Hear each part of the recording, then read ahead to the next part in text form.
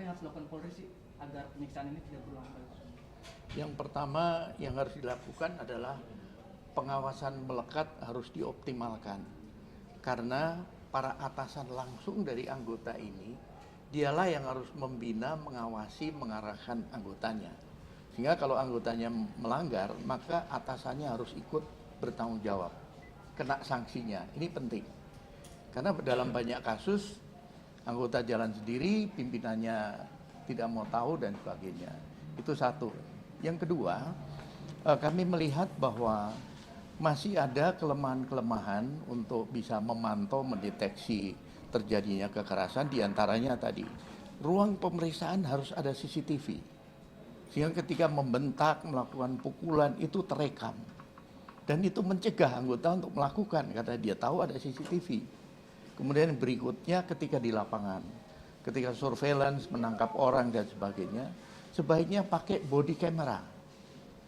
Pimpinan bisa monitor dari kantor pergerakan anggota, dan anggota sadar, oh saya dimonitor, maka tidak akan melakukan kekerasan.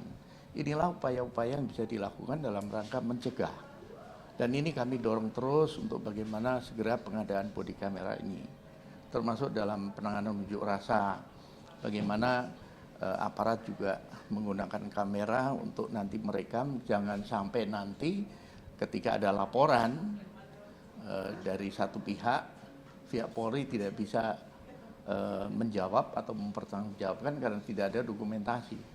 Ini supaya berimbang begitu. Nah, Pak, kan beberapa kali apa yang harus dilakukan Polri sih agar penyiksaan ini tidak berulang kali? Yang pertama yang harus dilakukan adalah pengawasan melekat harus dioptimalkan. Karena para atasan langsung dari anggota ini, dialah yang harus membina, mengawasi, mengarahkan anggotanya. Sehingga kalau anggotanya melanggar, maka atasannya harus ikut bertanggung jawab, kena sanksinya. Ini penting.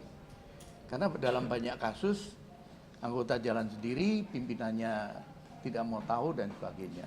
Itu satu. Yang kedua, kami melihat bahwa masih ada kelemahan-kelemahan untuk bisa memantau, mendeteksi terjadinya kekerasan, diantaranya tadi. Ruang pemeriksaan harus ada CCTV.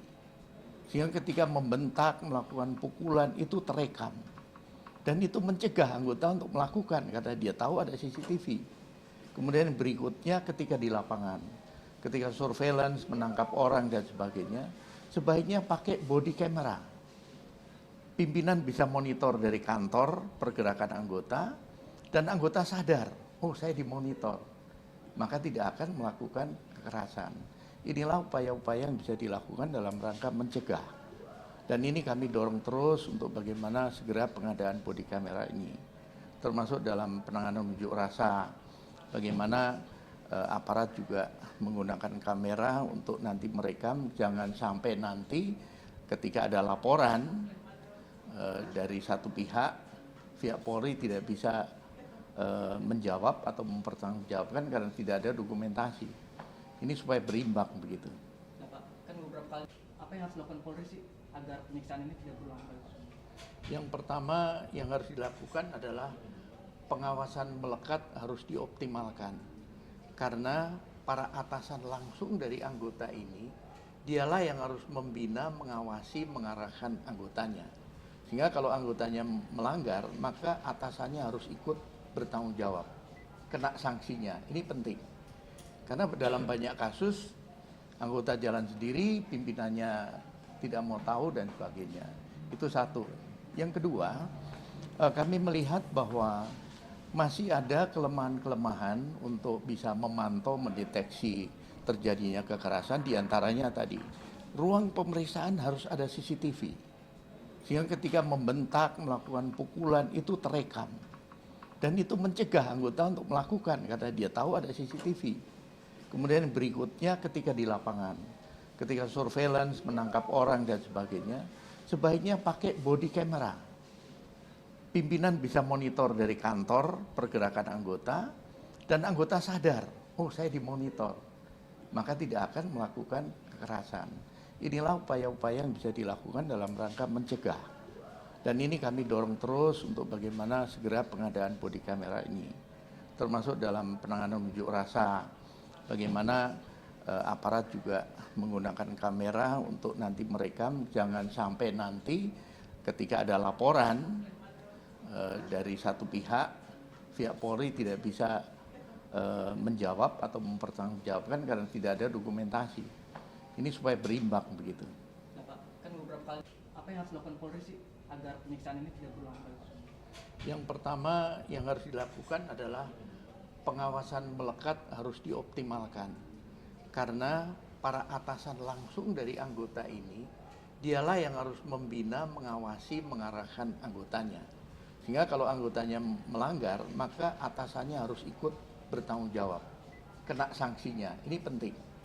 Karena dalam banyak kasus, anggota jalan sendiri, pimpinannya tidak mau tahu dan sebagainya.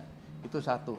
Yang kedua, kami melihat bahwa masih ada kelemahan-kelemahan untuk bisa memantau, mendeteksi terjadinya kekerasan, diantaranya tadi. Ruang pemeriksaan harus ada CCTV. Sehingga ketika membentak, melakukan pukulan, itu terekam. Dan itu mencegah anggota untuk melakukan, karena dia tahu ada CCTV. Kemudian berikutnya ketika di lapangan, ketika surveillance, menangkap orang dan sebagainya, sebaiknya pakai body camera.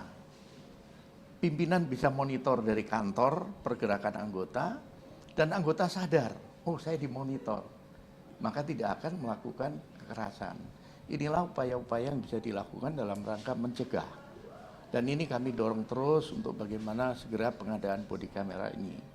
Termasuk dalam penanganan unjuk rasa, bagaimana aparat juga menggunakan kamera untuk nanti merekam, jangan sampai nanti ketika ada laporan dari satu pihak Polri tidak bisa menjawab atau mempertanggungjawabkan karena tidak ada dokumentasi. Ini supaya berimbang begitu.